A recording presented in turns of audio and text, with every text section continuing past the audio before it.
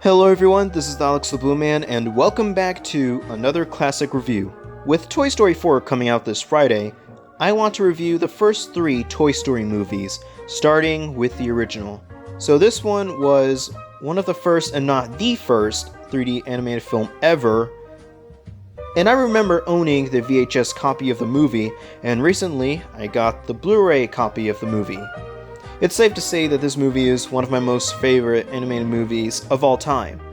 With all that said, does this toy still hold up to this day?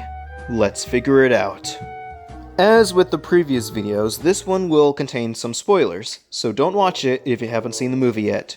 Since this is the original, we are introduced to these iconic characters like Woody, Buzz, Mr. Potato Head, Bo Peep, Rex, Ham, and a lot of unnamed toys. Woody and Buzz, mainly Woody, argue over Buzz's identity crisis while they try to escape from an evil neighbor's house. I feel like I'm stuttering. In my opinion, this is a good way of putting two arcs into one.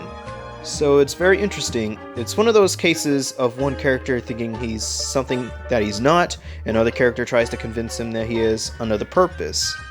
And that is only half the story, with the other half being trapped in another house.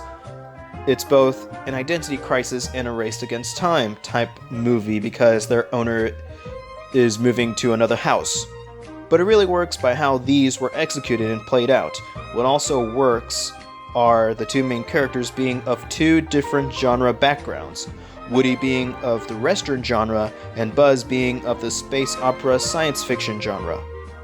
Those two dynamics are really amazing to see, especially when Woody finally puts some sense into Buzz of how amazing it is to being a toy, which is a deep and powerful scene to this day because I felt it deals being in a state of depression, but then finding a bigger purpose in life. What else I have to say next is a bit disturbing, but when both of them plus an LGM plushie get into Sid's house, they discover mutant toys inhabiting it. While it didn't scare me as a kid, I can see it can be scary to some other kids.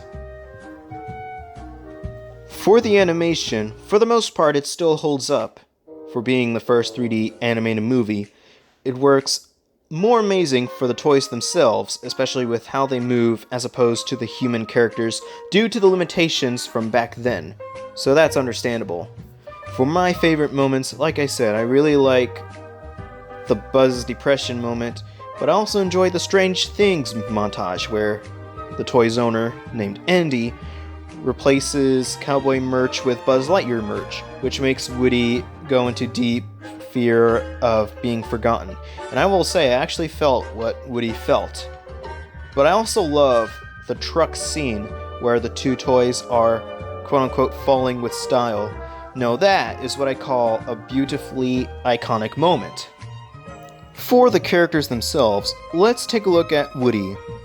He prefers things his way, then Buzz inadvertently ruins his routines and his place in Andy's room. He goes through an arc trying to convince Buzz he's just a toy while struggling to accept that he's an outdated toy compared to Buzz. Buzz also has a bit of an arc in the later part of the film, which is struggling to accept that he's a toy. For the other toys, there's Ham and Rex. There's not much to say about them except Ham is Woody's right hand and Rex is a nervous wreck out of fear of rejection because he's afraid of being replaced by a more dominant dinosaur toy. There is Mr. Potato Head, and at times he acts like a jerk because he believes in words that people say, but I will say he is not a bad guy. Slinky is pretty likable.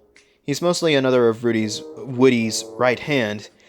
He even tried to help his best friend get to the truck. True friendship right there. And then there's Bo Peep, who is just Woody's girlfriend. What I like about her is that she cares for Woody like Slinky. For the other characters, there's two prominent ones, which are Andy and Sid, and they're like polar opposites, the yin and yang. Sid is just a mentally disturbed kid when it comes to toys, even more so in the climax where the mutant toys expose themselves and therefore scarring him for life. With all that said and done, It's not fair to critique this film in current times, so I'll do it for what it was back then. This is pretty much a masterpiece in terms of story and characters we've come to know and love. The animation still holds up mostly, so I'm glad starting with this movie is a good idea. So I'm going to give Toy Story a 9.8 out of 10.